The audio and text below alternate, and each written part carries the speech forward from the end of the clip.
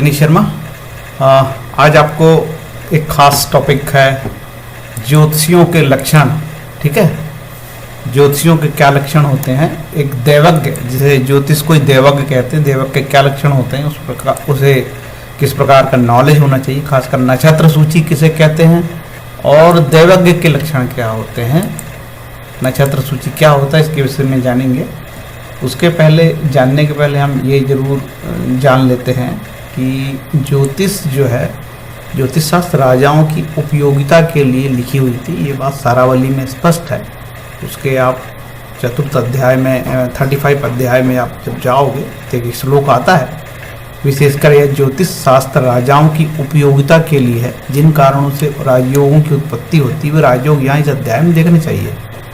स्पष्ट है, राजपयोगी शास्त्रम यस्मात् प्रभो शेष विशेषतः इस्तेसाम। विशेषकर ये ज्योतिष शास्त्र राजाओं की उपयोगिता के लिए है। इस बात पर मैं बहुत जोर देता हूँ, इसके पीछे बहुत बड़ा कारण ये राजाओं की ज्योतिष थी, तो राजाओं के लिए, राजाओं को जो उपाय बताए गए थे वो राजाओं जैसे थे कि गाय दान देना, बहुत गाय होती थी राजाओं के पास, सोना दान देना, सोना बहुत होता था राजा। तो हमको काल परिस्थिति के हिसाब से समझना पड़ेगा इस बात। ये बात ही बताने के लिए मैं बार बार सबको मैं कहता हूँ और इंसिस्ट करता हूँ कि आप इस प्रकार से सोचें, है ना। तो चलते हैं कि देवज्ञ के क्या लक्षण होने चाहिए। तो ये जो मैं देवज्ञ के लक्षण बता रहा हूँ वो बृहत संहिता है, श्री वरामिहिर विरचितम, वरामिहिर साहब की बृहत संहिता है। ये पार्ट 1 पार्ट 2 मेरे पास मोटी किताब है, 1000 रुपये की आज की डेट में ये, और चौखंबा संस्कृत सीरीज ऑफिस की किताब है, बड़ी जोरदार किताब है। ठीक है, इसमें इसका नाम जनरली मैं लेता रहता हूँ, बहुत मज़ेदार है। ठीक है, इसी में पूरा मंडूक ज्योतिष दी है, जेमिनी ज्योतिष दी है। चलते हैं आगे कि एक देवज्ञ के क्या लक्षण होंगे जब वो किसी के बारे में बताता है। आप जानते हो कि ज्योतिष को वेद माना गया, वेदांग है, ये वेदों की ज्योतिष है। ठीक है, इसमें 3 स्कंद होते हैं, सिद्धांत है, हो रहा है, फलित है ना। अब हम देखते हैं कि एक ज्योतिष के क्या लक्षण होने चाहिए जब आदमी उसके पास जाता है, उसको रिस्पेक्ट करता है। अब तो खैर उतना रिस्पेक्ट नहीं, क्योंकि अब बहुत प्रोफेशनल हो गया है, लोग पैसे लेते हैं तो रिस्पेक्ट नहीं, लेकिन जनरली ये थी क्या विद्या, इसके विषय में तो जानना जरूरी है ना। एक देवज्ञ को कि क्या लक्षण होने चाहिए, ये टोटल 32 पेज की PDF है। मैं बहुत शॉर्ट में बताऊंगा तो वीडियो बहुत लंबा हो जाता है, रेंडरिंग में बहुत समस्या आती है। देखने में कुलीन, देखने में प्रिय, नम्रता की मूर्ति, सत्यवादी, परावगुणोपेक्षी, समान भावयुक्त, दृढ़ व पुष्ट शरीर, संधि संपन्न। थोड़ा बड़ा कर देता हूँ जिससे कि आपको भी दिखेगा आसानी से, ऐसा, और मुझे भी थोड़ा तकलीफ ना होगी। ये सर्वांग पूर्ण तथा उसके हाथ पैर, नाखून, आंखों, ठोड़ी, दांत, कान, मस्तिष्क, सिर आदि श्रेष्ठ लक्षणों से संपन्न, सुंदर देह, यष्टि वाला, गंभीर उदात्त वाक शक्ति वाला आदि गुणों से युक्त व्यक्ति देवज्ञ होना चाहिए। क्योंकि व्यक्ति के शारीरिक आकार व्यवहार के अनुसार उसके गुण और दोष होते हैं। क्योंकि हमारी एस्ट्रोलॉजी में लिखा अंग लक्षण, अंगों के हिसाब से ही बात। और चलते हैं आगे। इसके बाद बोलते हैं कि देवज्ञ की विशेषता को कहते हैं पवित्र, चतुर, प्रगल्भ, सभा में अधिक बोलने वाला, वार्तालाप करने में चतुर, व्युत्पन्न बुद्धि वाला, मतलब इंटेलिजेंट पर्सन, वाक्पटु होना चाहिए, देश और काल को जानने वाला, सात्विक, सभा आदि में निर्भीक व्यवहार वाला, अपने सहपाठियों से भी अपराजित, चेष्टाओं और प्राकृतिक संकेतों को भी जानने वाला, सभी व्यसनों से रहित, शांतिक, उत्पातों से प्रतिकार्थ, वेदांत मंत्र पाठ, विनियोग संबंधी अनुष्ठान करने वाला, पौष्टिक। देखिए, कर्मकांडी भी होना चाहिए ज्योतिष को, पूरे वेद शास्त्रों का नॉलेज होना चाहिए, पौष्टिक, आयु धन आदि को बढ़ाने वाला, विद्या को जानने वाला, अभिचारण, मारण, मोहन, उच्चाटन, विद्वेषण, वशीकरण, स्तभन, चालन आदि सभी विद्याओं को जानने वाला, स्नान विद्या का ज्ञाता, नित्य नैमित्तिक काम क्रिया के अंगों को जानने वाला, ऐसा होना चाहिए देवज्ञ। देव पूजा, व्रत, उपवास आदि को करने वाला, शास्त्रोक्त चमत्कृत ज्ञान के स्वतंत्र उद्घाटन से स्वप्रभाव वृद्धि करने वाला, किसी भी प्रश्न का उत्तर देने वाला, देवात्मय, प्राकृतिक अशुभ उत्पाद के प्रतिकार को बिना पूछे बताने वाला तथा ग्रह गणित संहिता, होरा संबंधी ग्रंथ के अर्थ को जानने वाला देवज्ञ कहलाता है। आज की डेट में ग्रह गणित नहीं बनता है, क्योंकि सॉफ्टवेयर आ गए हैं, तो लोग लग्न नहीं निकाल पाते। बहुत सारे एस्ट्रोलॉजर, जिसमें मैं भी एक हूँ, जो मुझे लग्न निकालना बहुत कठिन है, क्योंकि मेरी गणित तो वैसे कमजोर रही है। यदि मेरे से आप छुड़ा लो यदि सॉफ्टवेयर, तो मैं बिल्कुल बौना हो जाऊंगा, मुझे नहीं बनेगा कुछ भी भैया। पूरा दिन निकल जाएगा किसी की लगन निकालने में, फिर उनके लगन निकालो, भगयात भगो भगो करो, और इसके बाद ग्रहों के अंश करो, और दुनिया भर की अभी जो इतने सारी चीज़ें हैं ना, ग्रहों के अंश निकाल के हम बात कर रहे हैं कि इंदु लग्न ये है जी, भृगु बिंदु ये है, और ग्रहों का मृत्यु भाग ये है। ये बड़ा कठिन है, इतना आसान नहीं है। दिन नहीं 7-8 दिन लग जाए एक कुंडली की पूरी निकालते निकालते, और जिसकी अच्छी गणित है उसी से ये सब बनता है। इसका मतलब ये है कि आज की डेट में इस प्रकार के लक्षणों से युक्त मिलना ज्योतिष बहुत कठिन है। ज्योतिषों के अन्य लक्षण, ग्रह गणित के क्षेत्र संबंधित पॉलिस, रोमक, वशिष्ठ, सौर तथा पैतामह, इन 5 सिद्धांत गुण युग, वर्ष, अयन, ऋतु, मास, पंच, पक्ष, अहोरात्र, प्रहर, मुहूर्त, घड़ी, पल, प्राण, त्रुटि के अवयव आदि कालखंड को जानने वाला, भगण, राशि, अंश, कला, विकला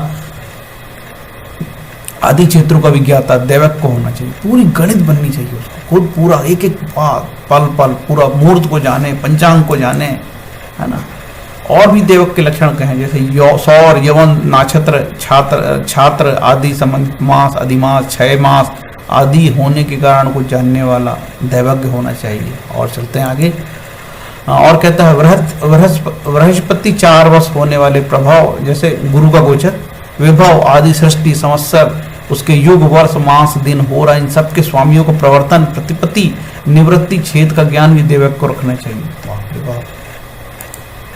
बहुत बहुत डिटेल है, बहुत डिटेल है। देखिए तो कितनी गंभीर मैटर है ज्योतिष का।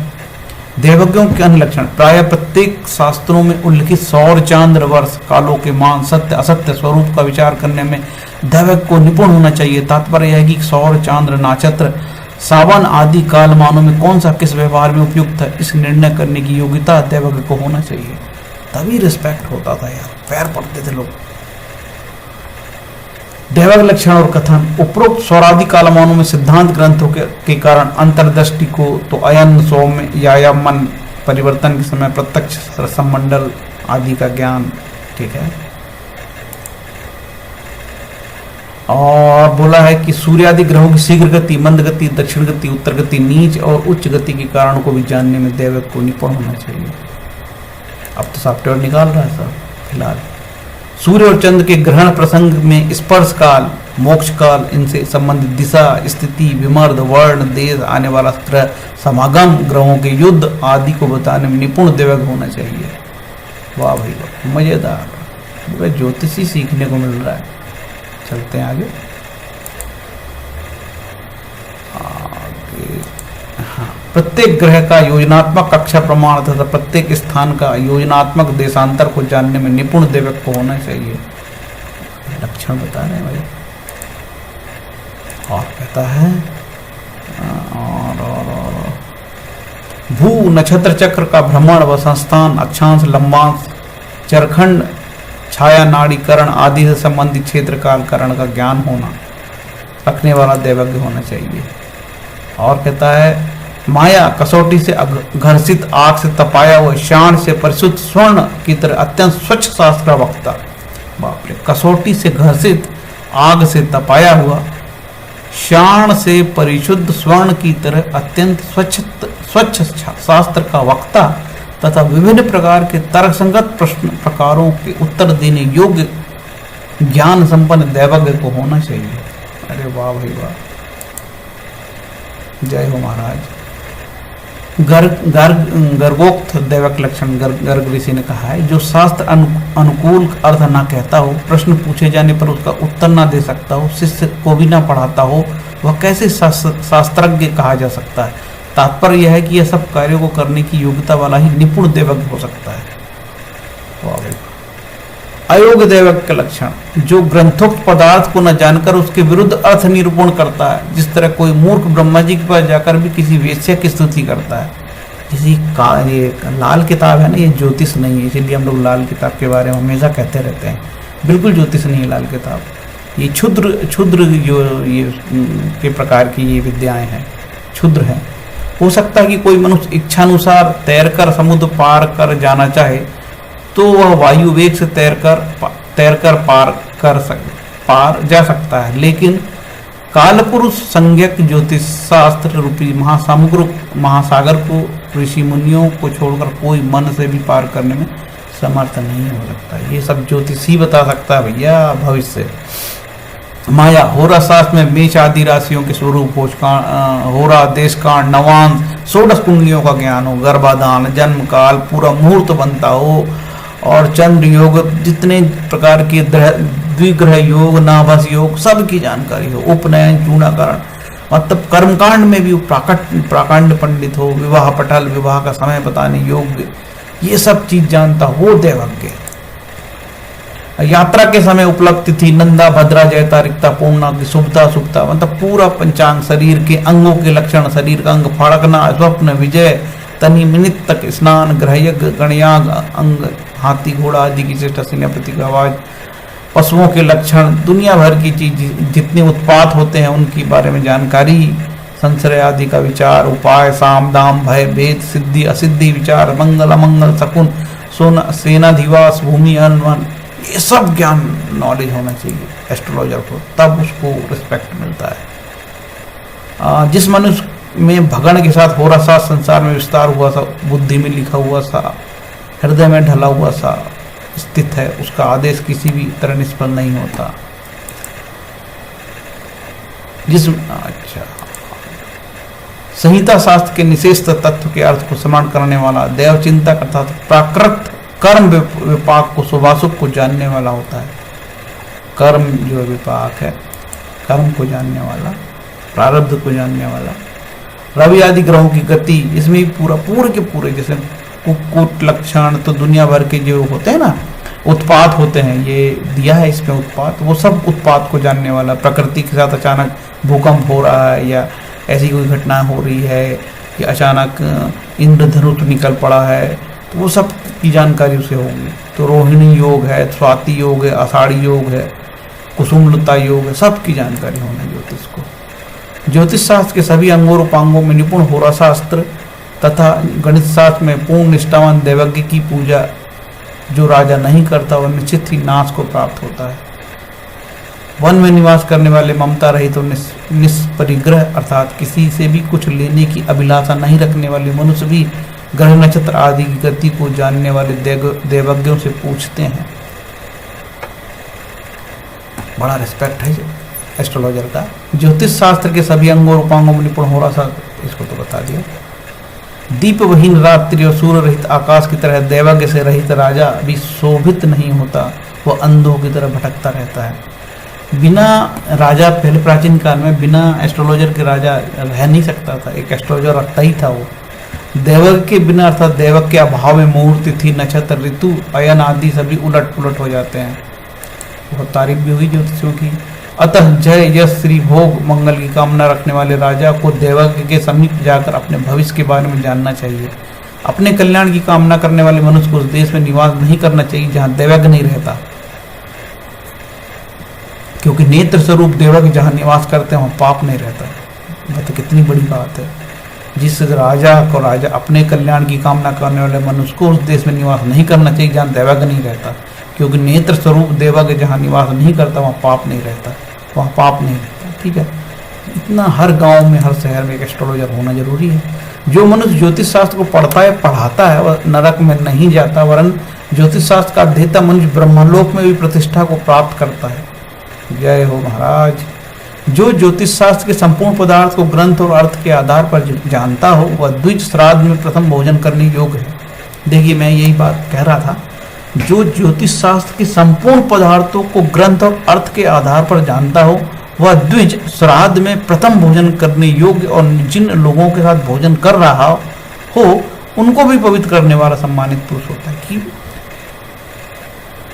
उसमें श्राद्ध में केवल वही व्यक्ति को, वही जो एस्ट्रोलॉजर को बुलाया जाता है जो बहुत ही इस प्रकार के लक्षणों से युक्त हो। जो नक्षत्र नेमी, मैंने बताया नक्षत्र नेमी वो कहलाता है जो ज्योतिष ना बता के लाल किताब बताता है और अपने आप को एस्ट्रोलॉजर कहता है, वो व्यक्ति त्याज्य है।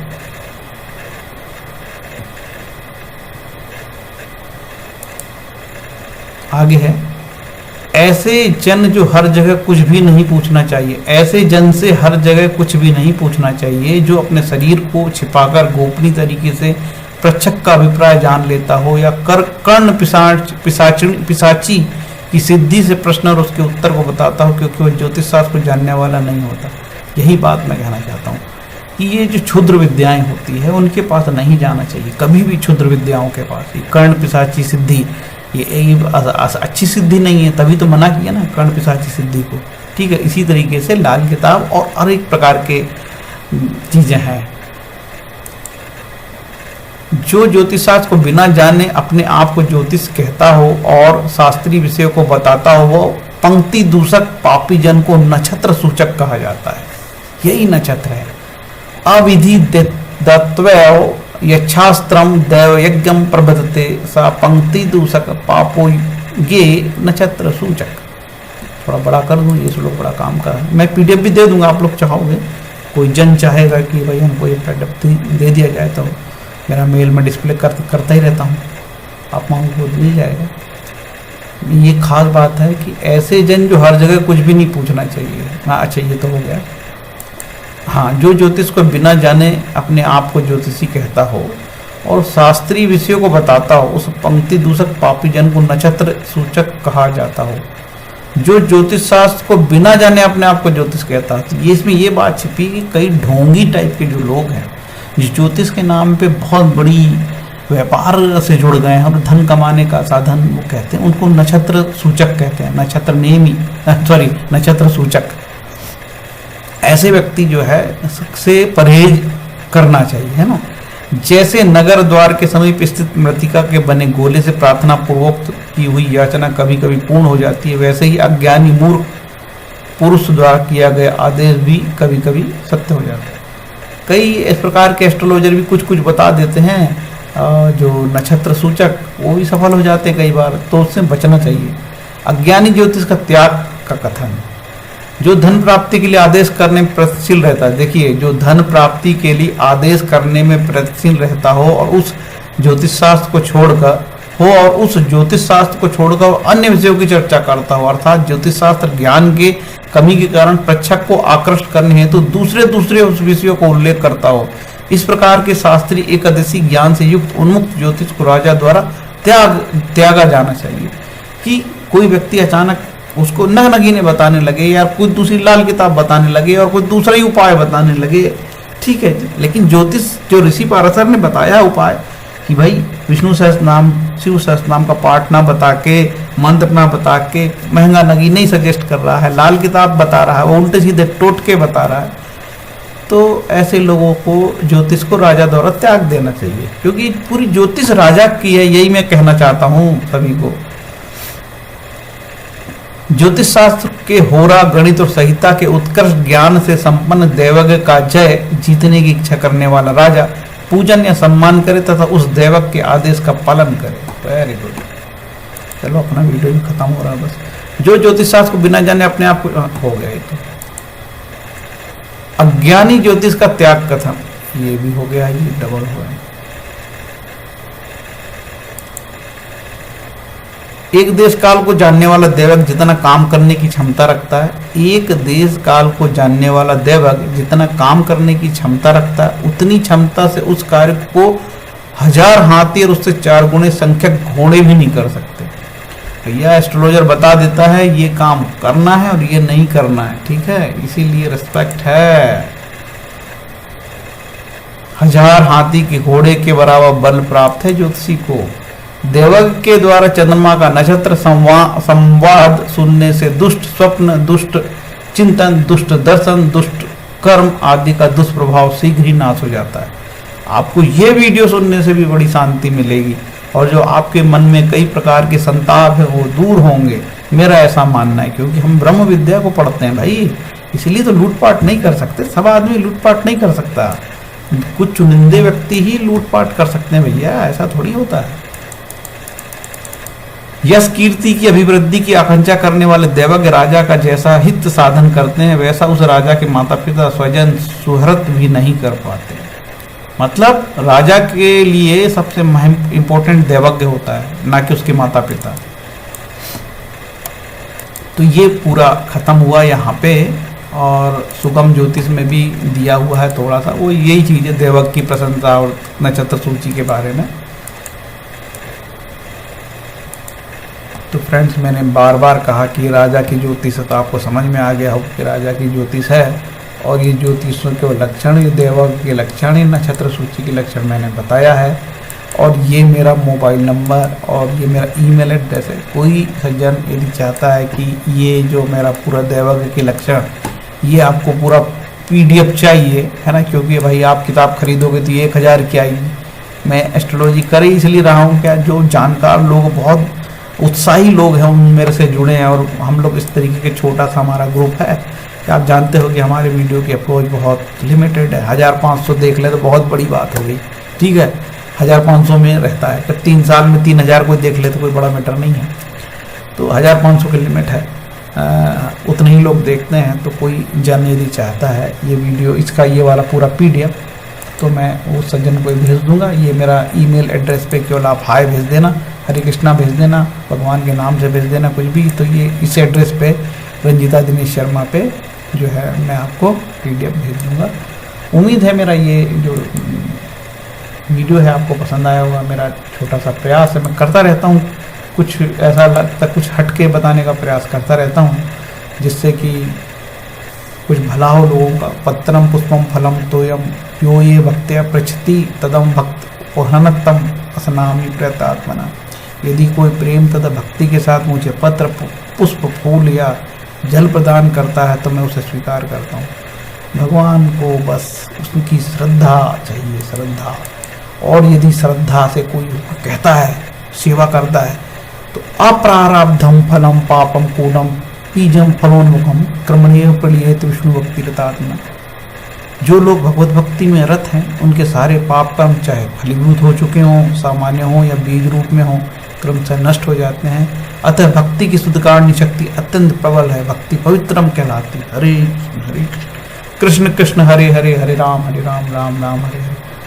भगवान कृष्ण सबकी मदद कर। बहुत परेशान है दुनिया, बहुत परेशान है दुनिया। हरे कृष्ण।